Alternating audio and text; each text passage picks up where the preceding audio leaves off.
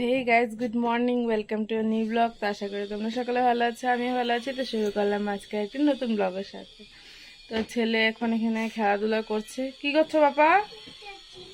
না না, ধরে না, দাঁড়া, ওকে একটু সামনে নিই, তারপরে ব্লগটা আবার শুরু করব।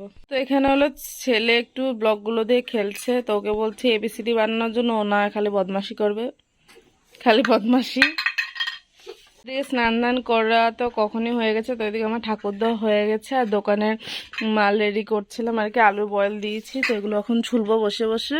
আর ডিম সিদ্ধ হচ্ছে, তো এগুলো ছুলবো, তারপর আস্তে আস্তে রেডি হবো। তো এখানে কাপড়ও গুছিয়ে নিয়েছি, আজকে যাব হলো বাপের বাড়ি। তো এখানে হলো ছেলের জন্য ড্রেস বের করে রেখেছি, আমারটা এখনো বার করে নিয়ে সোয়েটার নিয়ে নিয়েছি, যেহেতু আস্তে আস্তে অনেক ঠান্ডা লাগবে। তো বাইরে একটু অনেকটাই রৌদ্র আছে, তো কাপড়গুলো ধুয়ে দিয়েছি। তো সেগুলো তো শুকিয়ে যাবে আশা করি, কারণ অনেকটা রৌদ্র উঠেছে। তো দিদি আসবে কোচিং ক্লাস থেকে, তো আসার পরে ওর সাথে একসাথেই যাব। তো ভেবেছিলাম সকালে যাব, তো যাওয়ার হবে না, কারণ দোকানের কাজ আছে, এগুলো বানাতে হবে। তো যাওয়ার সময় বরকে দিয়ে যাব। তো এগুলো এখন ছুলবো, ছুলে ব্যাগে ঢুকাবো, ছেলেকে স্নান করাবো। তো ছেলেকে খাইয়ে দিয়েছি আগে। তো যতক্ষণ না দিদি আসে ততক্ষণ আমি এই কামগুলো সেরে নিই, তারপরে দিয়ে যাওয়া হবে। তো তোমার সাথে শেয়ার করবো, তোমরা ব্লগটি দেখতে থাকো। ওইদিকে তো দেখালাম আলুগুলো সিদ্ধ হয়ে গেছে, তো এখানে ডিমটাও সিদ্ধ হয়ে গেছে।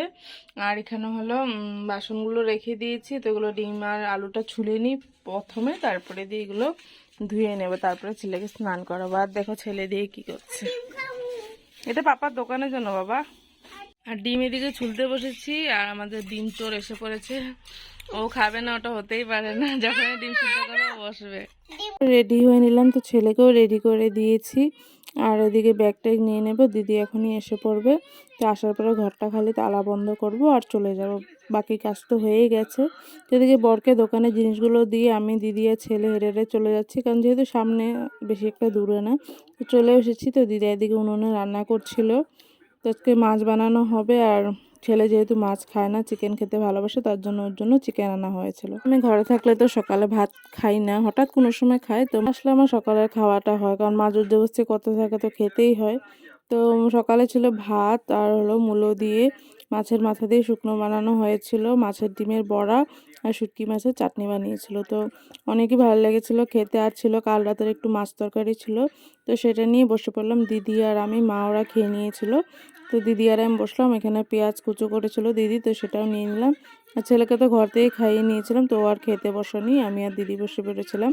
তারপরে এদিকে মাছ রান্নাটাও কমপ্লিট হয়ে গেছে, ফুলকপি সিম দিয়ে মাছ রান্না করেছিল। দিন এগুলো সবজি দিয়ে মাছ রান্না করলে ভালোই লাগে। তারপর ওদিকে তো রান্না বান্না করছে, ওদিকটা দেখলেই। তারপরে এখানে মামার ছেলে কি করছে, দোলনা ঝুলছে, আর আমার ছেলে এখানে কি ফুর্তি নিচ্ছে। তা আমি ওকে দোলাচ্ছিলাম একটু। তো এখানেই আমরা আসলে আর কি এগুলো ফুর্তি হাসি ঠাট্টা এগুলো করে দিনটা কিভাবে কেটে যায় বোঝাও যায় না। এখানে ছেলে মামার ছেলের সাথে খেলাধুলা করছিল, আর এখানে ব্লগগুলো পুরো ছড়িয়ে ছিটিয়ে রেখেছে। আর এটা হলো মামার ছেলে মেয়ে, তো ওখানে মোবাইল দেখছিল, ভিডিও দেখছিল। আর মামার ছেলে এখানে খেলা করছিল, মাত্র স্কুল থেকে আসলো। আমার ছেলে বলছিল দুলবে, তো ওকে যে উঠিয়েছি বলছে এখন নামাও। তো ও না উঠালেও কান্না করে। তো এখানে আমি বসে দেখছিলাম ওদের কাণ্ডকীর্তিগুলো। তো এই নাইটিটা ওই দিন মাসি শাশুড়ি করে নিমন্ত্রণ ছিল, তো সেখানে গিয়েছিলাম, মাসি শাশুড়ি দিয়েছিল। নাইটিটা খুব সুন্দর হয়েছে কালারটা, তো এটাই পরলাম আজকে। আর মা রান্না হয়ে গেছে, বললো ভাত খেয়ে নিতে। তো এখানে মাছের তেল বানিয়েছিল, আর হলো সকালে এটা মূলো শুকনোটা ছিল সেটা, আর মাছের মাথা দিয়ে সিম বিচির ডাল। তো সেটা তো আমি অনেক ভালোবাসি খেতে, তার জন্য আরও বিশেষ করে বানানো হয়েছিল। তো খুব ভালো হয়েছিল খেতে। আর এটা হলো মাছের ঝোল, সিম আলু ফুলকপি দিয়ে বানিয়েছিল, খুব টেস্টি হয়েছিল। এক একটা রান্না যেহেতু কাঠের উনুনে রান্না হয়েছিল, তার জন্য এখানে চিকেন নিয়ে নিয়েছি। তো খাওয়া দাওয়ার পর সন্ধ্যাবেলা চাটা খাওয়া হয়েছে, তো সেগুলো তোমার সাথে শেয়ার করা হয়নি। তো এটা হলো আমার ছোটো মামির রুম। তো ছোটো মামির রুমে এসেছিলাম, তো মামা পকোড়া এনেছিল, তো সেটাই আমি, ছেলে, আমার দিদি বসে খাচ্ছিলাম। সবাই খেতে খেতে বড় আসলো, তো সবাই মিলে একসাথে অনেক গল্প করছিলাম। তো মামিকে বলছিলাম মানে আমাদের বাড়ি আসার জন্য, তো মামি বলেছে আসবে। তো যদি আসে তোমাদের সাথে তো অবশ্যই শেয়ার করবো ভিডিওটি। তো আজকের ব্লগটি কেমন লাগলো অবশ্যই জানিও। তো রাত্রে খাওয়া দাওয়া করে ঘরে চলে এসেছি। তো আজকের ব্লগটি বলতে ভালো লাগলো অবশ্যই লাইক কমেন্ট শেয়ার সাবস্ক্রাইব করে দিও।